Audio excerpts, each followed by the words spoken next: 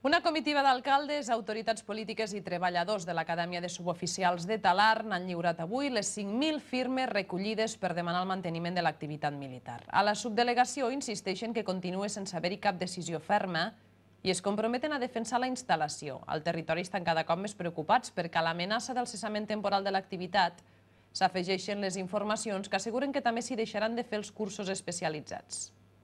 Un autocar ha traslladat a Lleida els diferents representants polítics del Pallars Jussà i a treballadors i afectats per l'activitat que genera l'Acadèmia Militar. Han portat les 5.000 firmes que han estat recollint des que es van conèixer les primeres filtracions, sempre provinents de documents de l'Exèrcit de Terra que apuntaven al cessament temporal de l'activitat.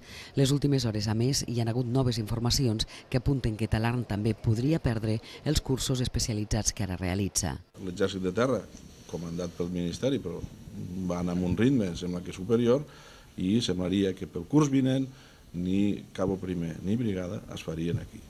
És més, s'apunta que es faria a Calatayud. La Direcció d'Estudis de l'Exèrcit de Terra ha enviat un escrit a l'Acadèmia dient-li que l'any que ve no tindria aquests cursos de cabo major ni de brigada i que passaven tots, com diu l'alcalde, a Calatayud. Des de la subdelegació senyalen que tot plegat és producte d'interpretacions d'informacions per ningú contrastades.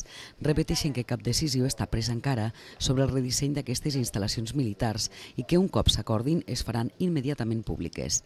La subdelegada assegura que està vetllant pel tema i es compromet a continuar traslladant a Madrid les inquietuds i preocupacions del territori, on el neguit és cada cop més gran. Portem 2 mesos així, estem neguitosos, no sabem què fer, a qui dirigir-nos, hem fet tot el possible des del comitè i avui treballadors que hem omplert un autoparc amb les autoritats per venir cap aquí i fer el que puguem perquè no es tanqui l'acadèmia. Però portem 2 mesos que no, des que va sortir la notícia aquesta, que no...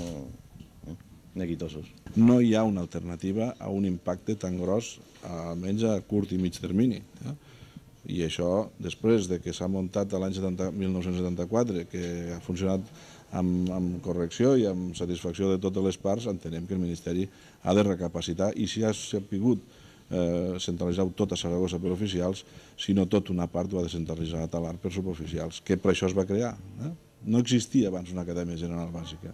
La decisió sobre les infraestructures militars i sobre Talarn no es pot demorar massa més perquè el curs és a punt d'acabar. De fet, l'entrega de despatxos al Pallars Jussà tindrà lloc el dia 9 de juliol en presència del príncep Felip de Borbó.